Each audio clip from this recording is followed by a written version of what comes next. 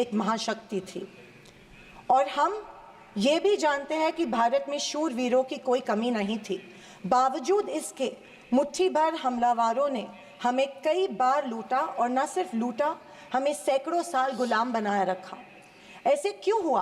पहले मुगल, फिर अंग्रेज ने भारत पर राज किया। ये वो कर पाए क्योंकि सोना, चांदी, हीरे, जवाहरात, पैसे की कोई कमी नहीं थी। लेकिन कमी सिर्फ एक बात की थी, और वो थी सामाजिक एकता की। धन, दौलत, ताकत कुछ मुट्ठी भर राजाओं और समाज के ठेकेदारों के पास थी। 90% समाज प्रताड़ित था, और मैं ये कहूँगी कि जानबूझकर इन्हीं समाज के ठेकेदारों के द्वारा देश गरीब रखा गया था। आज हमारा देश दुनिया की 5वीं लार्जेस्ट इकोनॉमी है, और मुझे ये उम्मीद ही नहीं बल्कि पूरा विश्वास है कि हम जल्द ही दुनिया की पहले नंबर की इकोनॉमी बनेंगे, क्योंकि इसके प्रगति की मजबूत नींव स्वतंत्रता के बाद के सरकार ने रखी थी। पर इसी के साथ आज हम सामाजिक तौर पर जात, पात, धर्म की शाखाओं में बिखरते जा रहे हैं, कमज़ोर होते जा रहे हैं, फाइनेंशियल इनइक्वालिटीज़ बढ़ती जा रही है, पैसा और सत्ता कुछ चंद ठेकेदारों के पास संचित हो रहा है, या मैं ये कहूँगी कि सत्ता की लालसा में ऐसा करवाया जानबूझ के जा रहा है। मेरी ये सब बातें कहने का तात्पर्य यही है कि समाज की प्रगति सिर्फ मजबूत इकोनॉमी से ही नहीं, समाज की एकता में है, और हमें इतिहास में हुई गलतियों को दोहराने से बचना चाहिए। बीजेपी पिछले 1 दशक से सत्ता में है, पर इनके मुताबिक आज भी हिंदू खतरे में है। क्या ये हकीकत है, या फिर बीजेपी हिंदुओं को इस डर में रखकर अपनी राजनीति चमका रही है? आप बताएं, जो संस्कृति हजारों साल गुलामी के जंजीर में जकड़ी पड़ी है, रहने के बावजूद जिंदा है, जिंदा ही नहीं सारे विश्व में अपना डंका बजा रही है, वो खतरे में कैसे आ सकती है? पर फिर सोचने पर मुझे महसूस होता है कि बीजेपी और उनकी नीतियां की वजह से हिंदू खतरे में है। एक नदी के बहाव की तरह बहती चली आ रही हमारी हिंदू संस्कृति है। सामने आने वाले हर कट्टरता के पहाड़ों को काटते हुए, हर पत्थर के सेंध लगाते हुए वो बह रही है। उसके बहाव को ना कोई तलवार काट सकती है, ना ही कोई पहाड़ रोक सकता है।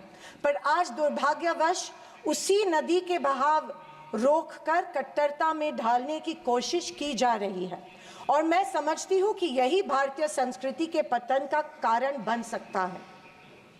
अध्यक्ष महोदय, डॉक्टर बाबा साहेब अम्बेडकर ने बनाए गए संविधान के बदौलत पिछड़े और दलित वर्ग को आरक्षण के जरिए समाज में स्थान और सम्मान मिला, पर आज वह आरक्षण भी इनके नजरों में खटक रहा है।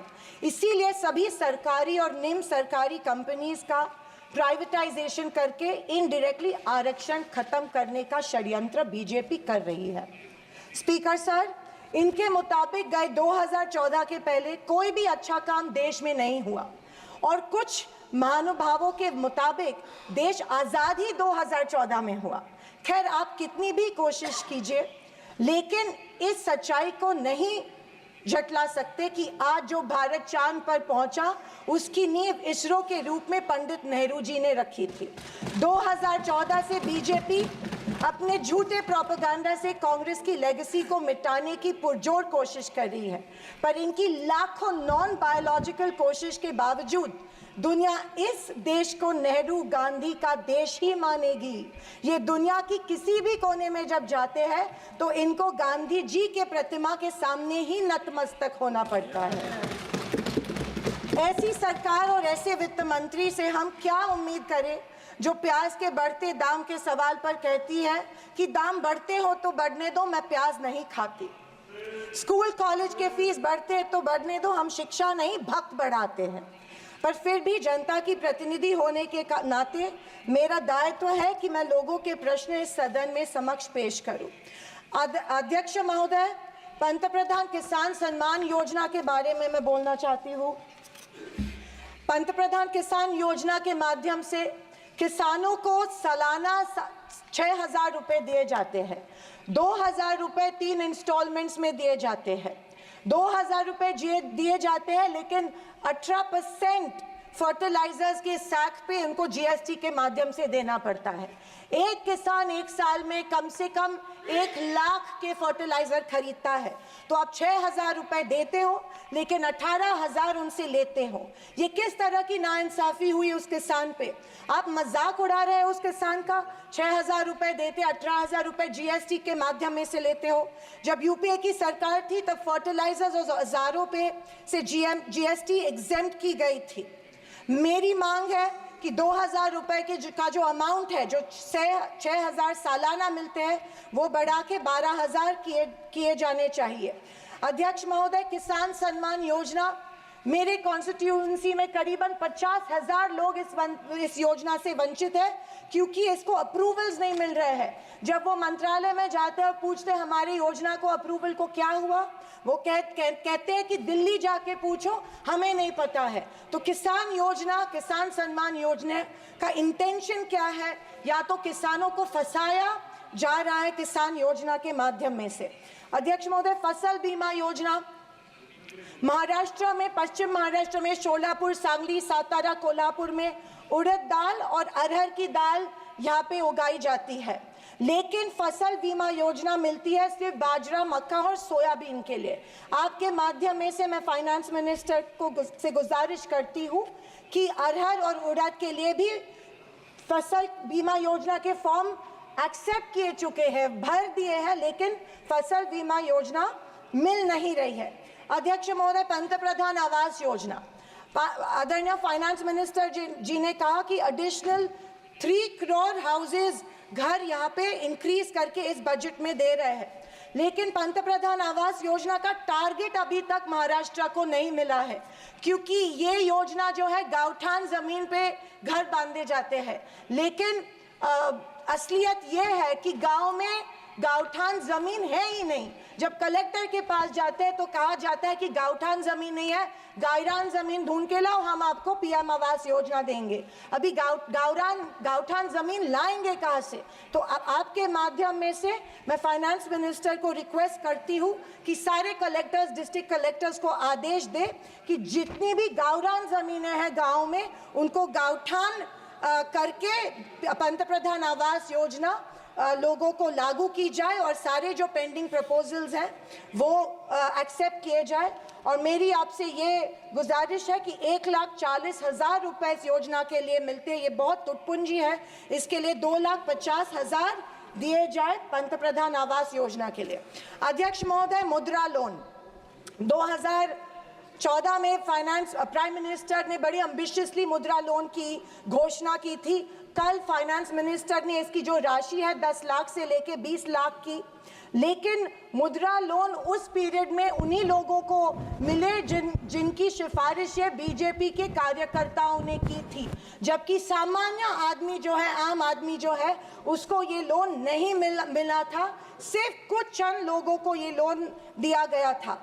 मेरी ये मांग है कि कोरोना के टाइम पे जो लाभार्थी मुद्रा लोन का कर्ज फेड नहीं पाए, उनके लिए जैसे अपने अदानी अंबानी के लिए कर्जा माफ किया है, वैसे इन लाभार्थियों के लिए भी कर्जा माफ किया जाए, तुरंत माफ किया जाए मुद्रा लोन का जो परत फेड करने का कर्जा है।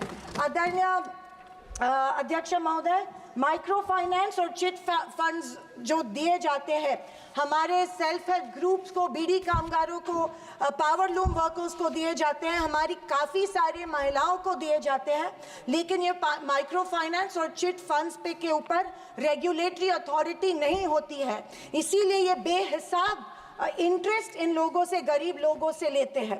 अध्यक्ष महोदय, मुझे इस बात का दुख हो रहा है कि कल के बजट के स्पीच में हमारी अन्न धान्य सुरक्षा योजना जो है, अन्न सुरक्षा योजना जो यूपीए सरकार ने लाई थी, उसके बारे में फाइनेंस मिनिस्टर ने कोई जिक्र नहीं किया।